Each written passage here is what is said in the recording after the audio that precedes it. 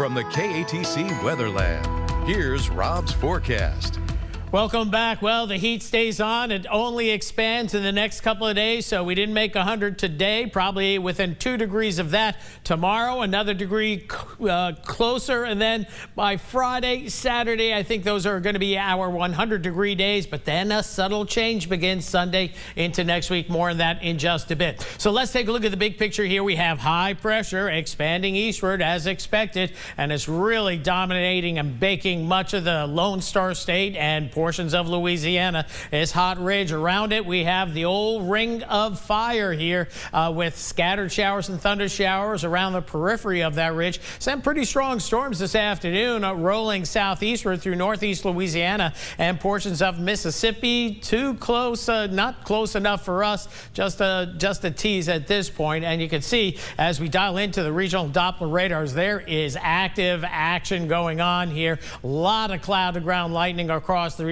I just measured this is about 2,000 cloud to ground lightning strikes. A lot of positive strikes as well. That means strong updrafts, downdrafts, so damaging winds and hail likely with these cells as they skirt Monroe, go through Tallulah, and then mostly into Mississippi. And again, maybe we get the tail end of a shower close by, but probably not. And we're getting just a little ground clutter coming out, shooting in the direction of that active weather, but it is all clear here across Acadiana and Power Doppler 3. Now, moving into tomorrow, another excessive heat warning in effect. One's in effect till 7 o'clock tonight. Tomorrow again from 11 in the morning to 7 in the evening for heat indices up to 114 to 118, and we're going to get close to that for sure. Heat advisory once again for the coastal parishes in the yellow here as a severe thunderstorm watch, and in the red, that's an excessive heat warning for our friends into Mississippi and Alabama as the heat slowly works its way eastward. We see that thunderstorm cluster pretty nicely on the infrared satellite imagery here. Pretty impressive. You have high pressure, though, at the surface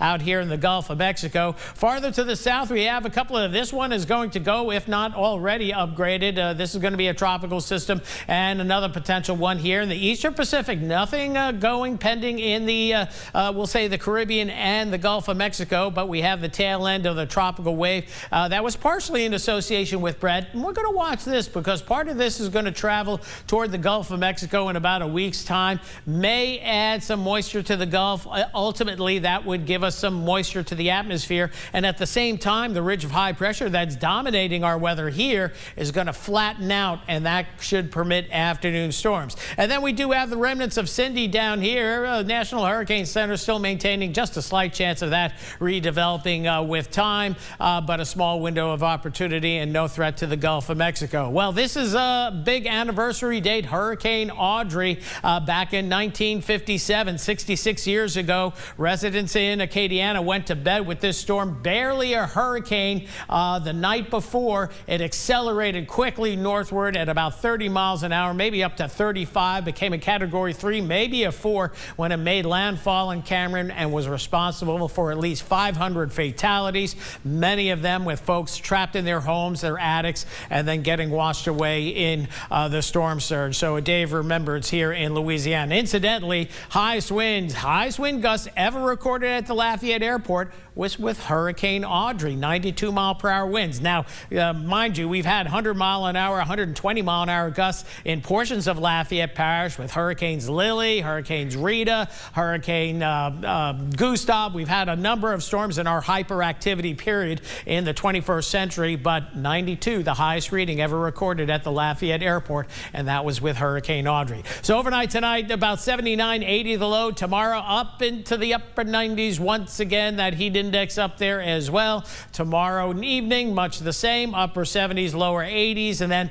mid to upper 90s again on Thursday. Nary a chance of rain in the forecast, at least in the near term. Near 84 low tonight. Tomorrow, back into the upper 90s with that heat index way up there once again. The heat index tomorrow will be in the 1-teens for many across the area. And when's that prime time? Well, after 9 o'clock. o'clock in the morning, we're above 100 degrees, and then the real dangerous stuff kicks in right around 11 a.m. to 7 p.m. when we're in 109 range, say 107, 109 or better.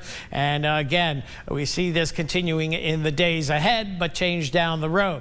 79 the overnight low tonight, so another sultry evening across Acadiana. Tomorrow we'll top out at about 98 to 99 degrees at heat index up there, and again, maybe less of a breeze tomorrow, so that will make it feel even hotter, so keep that in mind. And as we move into the 10-day forecast, triple-digit heat, a good bet Thursday, perhaps Friday, maybe Saturday. We'll see how it plays out. And then a change coming starting on the 4th of July. That ridge of high pressure begins to weaken, so maybe a few showers around Tuesday, but look at this, better rain chances showing up as we head into Wednesday, and it looks like as we head into Thursday as well. So at least a little light at the end of the tunnel on that 10-day forecast, and that will bring our daytime highs back down to reality, lower 90s, but in the near term, it's near triple-digit heat, and even if we don't hit 100 on any of these days, the heat is quite dangerous. So again, limit your outdoor activity and get in some AC if you can. Okay, thanks, Rob.